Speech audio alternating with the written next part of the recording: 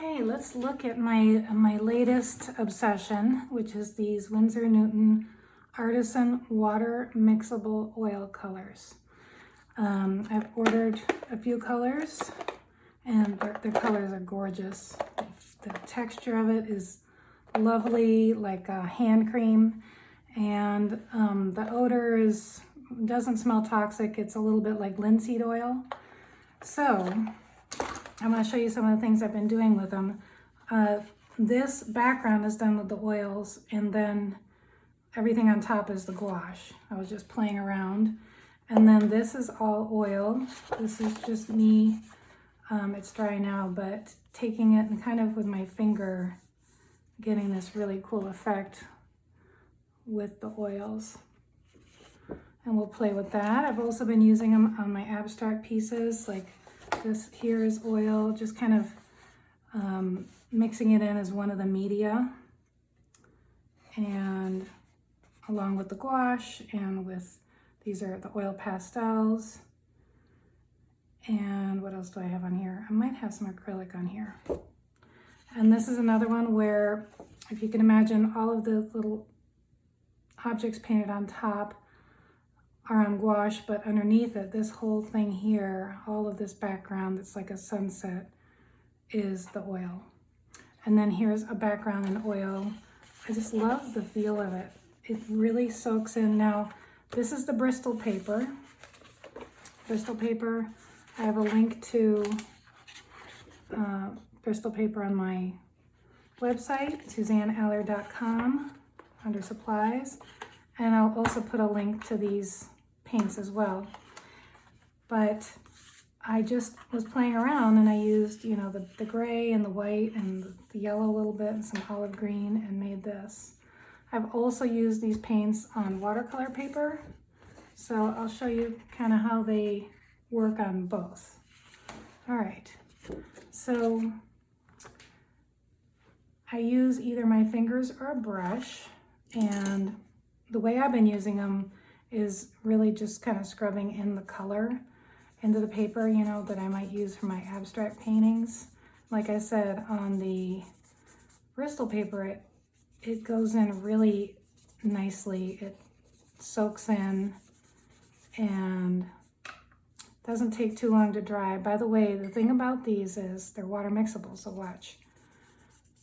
You're gonna see that where I scrubbed it in already to the paper, it's adhered a little bit, but isn't that great? Now, the more water you use, the quicker the drying time.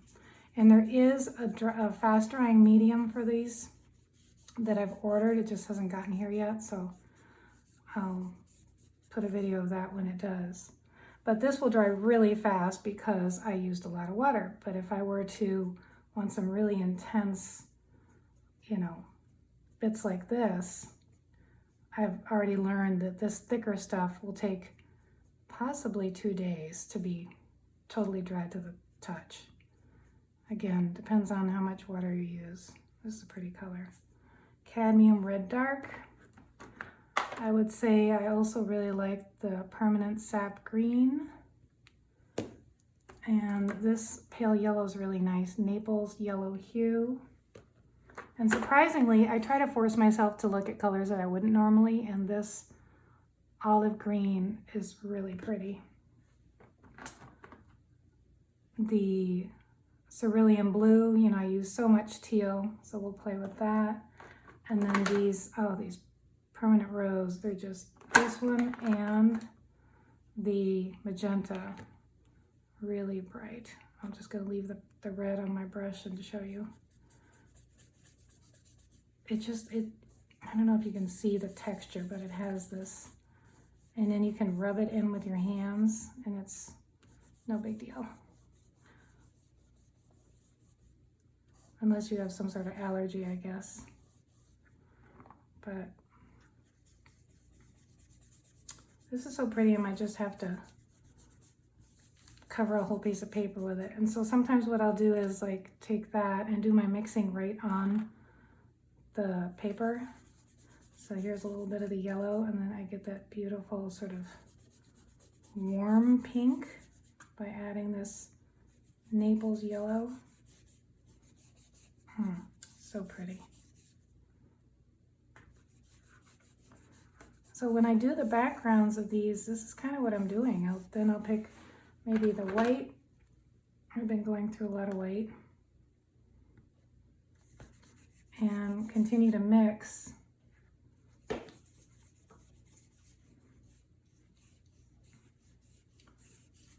I have not used the oils to paint like one of my traditional florals. I'd probably try that at some point. I just had so much fun doing this with them. So I love that I can come in and see how with my finger I can get this beautifully blended look. And since they're oils, I don't worry so much about leaving the tops off like this while I'm working. I feel like I want something bright. This is kind of turning into a sunset. I'm just using a cheap brush and then my fingers.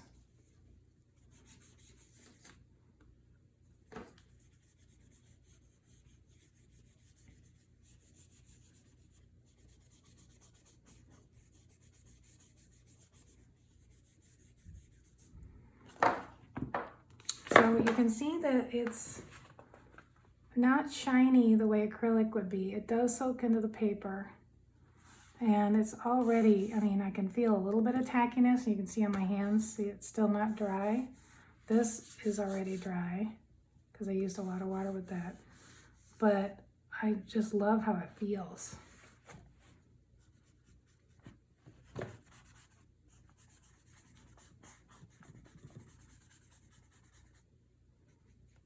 Yeah, so that's how I got this, you know. Completely soaked in, and I'll do something on top of it. Although it's pretty mysterious the way it is, right? All right, so let's look at how it is on watercolor paper. I'm not a person who likes to waste paint, so I'll just clean off my brush and it'll end up being the bottom of layer of something, right? I do that with my hands too. Okay, let's go in a different color direction here so I can show you some of the other colors. So this is that. I will wash my brush for that. And it's water soluble. So I do notice that it's a little bit like when I'm done with the brushes, I do use a little soap just because it's almost like you were painting with, you know, vegetable oil. It doesn't come out quite as easily out of your brush. So, you know, compared to gouache or watercolor. All right, so I'm going to show you here. Let's take some of this and, oh, let's do that pretty green. Kind of go in the green-blue direction. And maybe some white down here. Oh, isn't that green pretty? Now my brush is wet because I just washed it, so this is spreading, you know, more easily than it would if I didn't have water on my brush. So you can get a completely different effect by using the water versus not using it. Let's get some white into there. I just find these colors really nice to mix with.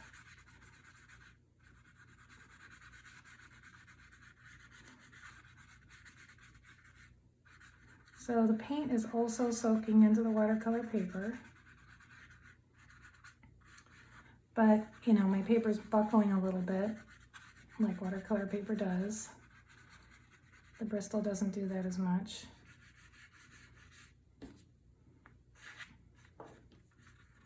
But see how vibrant these colors are? And I could use a bigger brush, but I'm just playing here to show you.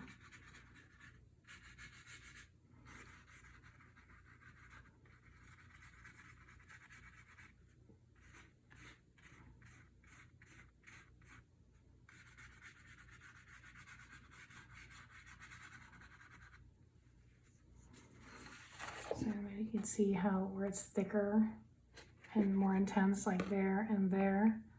That's where if I left it that way, it's just going to take longer to dry.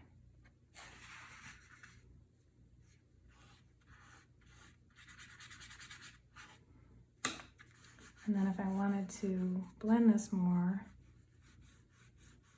so I found a starter set of these on Amazon. I'll put that link, like I said, on my website. But then I found some more specialized colors, you know, other than the basic set at Jerry's Artarama. But surprisingly, the price for the basic set was better on Amazon. So that's what I'm going to put on my website. Because, you know, I think the starter set, well, there's a couple different ones, but I'm going to put, one's better than the other. Because I don't know, this red is really, really red. I'll show you. It's almost an orangey red.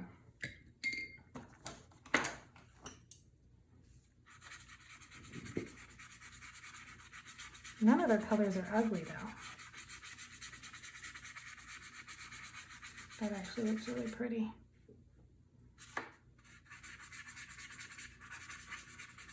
And then I have, let's see here, this is a burnt umber.